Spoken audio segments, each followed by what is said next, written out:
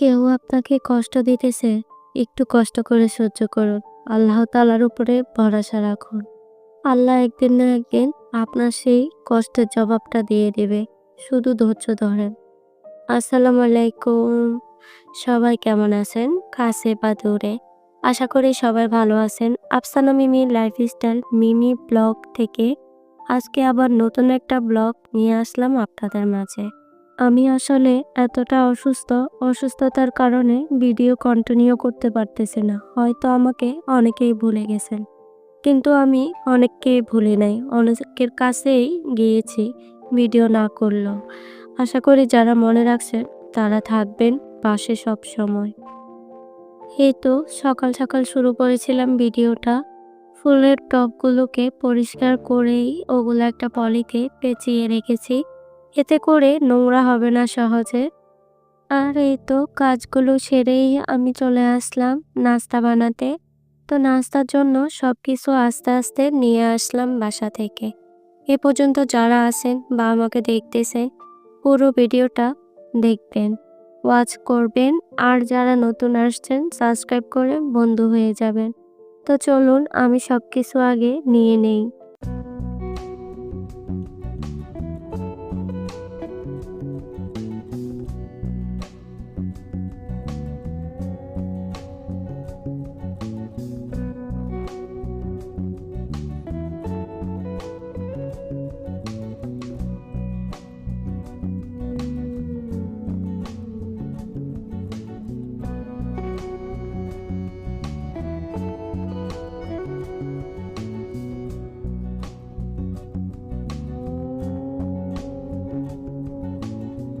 আর এই তো এখানে আমি আস্তে আস্তে রান্না করব সেই মশলাগুলো বেটে নিচ্ছি।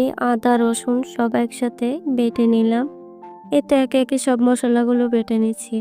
অনেকেই প্রশ্ন করেন পাটাটা ফেটে গেছে তাহলে এটা কি করে বাটি? আসলে সমস্যা হয় না বাটতে, তাই আর পাটাটা ফেলিও না। এটা দিয়ে যদি কাজ করা যায় তাহলে ফেলে দিয়ে কি হবে বলুন তো? আর এখন এই তো আমি এখানে আলু কেটে নিচ্ছি। আর এই আলু কাটতে এসে আমি হাতটা কেটে ফেলি অফ ক্যামেরায়। সেটা আর আপনাদেরকে দেখাই নাই, কারণ এটা ইউটিউবের রুলসে দেখলে সমস্যা। তো চলুন আমি এখানে আলুগুলো কেটে নিচ্ছি।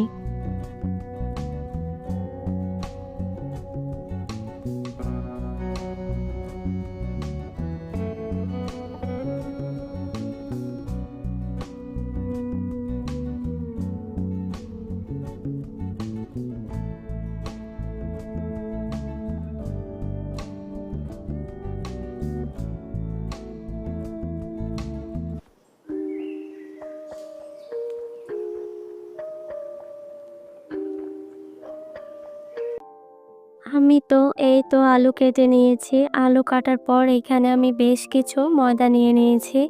দিয়ে দিয়েছি লবণ আর হচ্ছে কালো জিরা, একটু তেল দিয়ে আমি ভালো করে ময়দাগুলোকে ময়ান করব। ময়ান করে তারপর আমি একটা শক্ত ডো বানিয়ে নেব। তো চলুন আমি আগে ডোটা করে নিচ্ছি।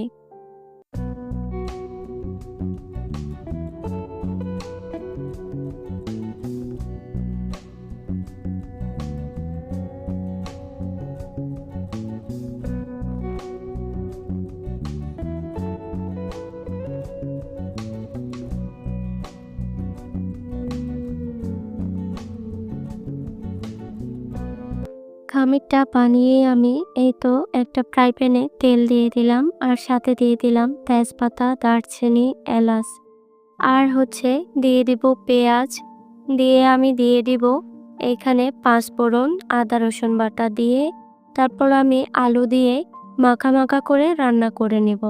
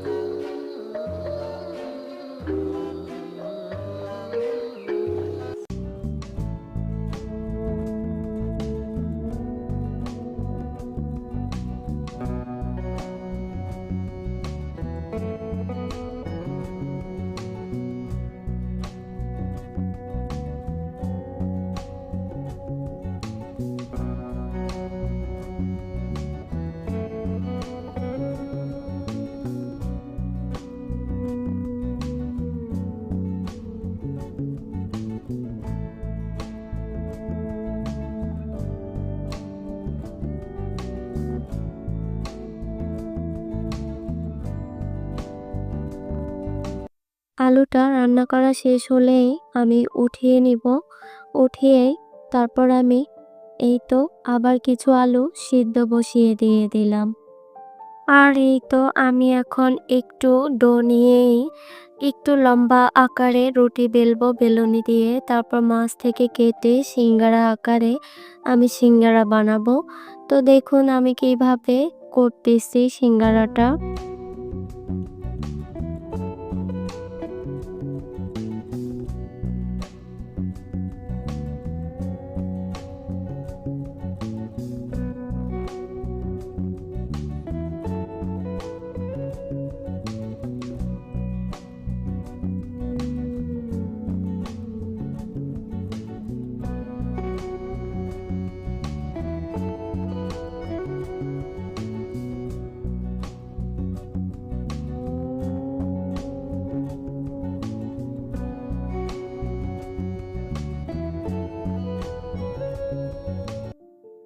আর এই তো একটা ফ্রাই প্যানে আমি বেশ কিছু তেল দিয়ে দিলাম। তারপর সিঙ্গারাগুলো মৃদু আছে আস্তে আস্তে ভেজে নিলাম।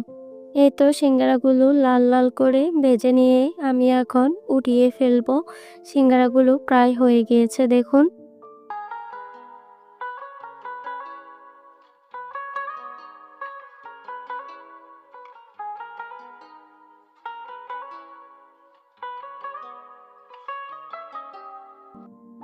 আর এই তো সিঙ্গারাগুলো রেখে আমি আরেকটা নাস্তার জন্য ফ্রাই প্যানে তেল দিয়ে দিলাম, পেঁয়াজ দিলাম, লবণ দিলাম। এইখানে আমি কোনো দারচিনি ইউজ করব না, আদা রসুন বাটা দেব আর ধনিয়া পাতা দেব। আর হচ্ছে যে আলুটা সিদ্ধ করে নিয়েছি সেটাকে একদম ম্যাশ করে নিব। এই ম্যাশ করা আলুটা আমি এই তেলের সাথে দিয়ে দিব।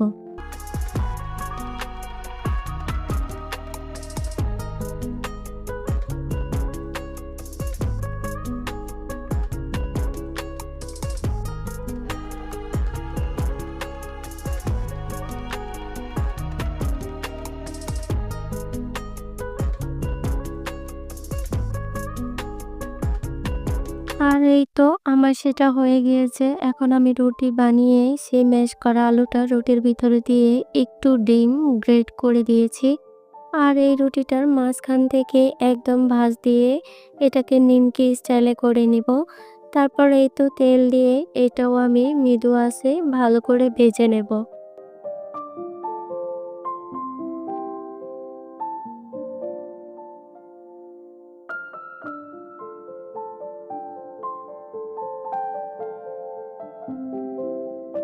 এই তো আরেকটা নাস্তা আমি রেডি করতেছি। এখানে আমি কিউব করা আলুগুলোকে নিয়ে নিয়েছি। কালো জিরা দিব, লবণ দেব আর হচ্ছে এই তো কর্নফ্লাওয়ার দিব। দিয়ে আমি এটাকে ভালো করে মেখে নেব। তো দেখুন আমি কিভাবে করতেছি।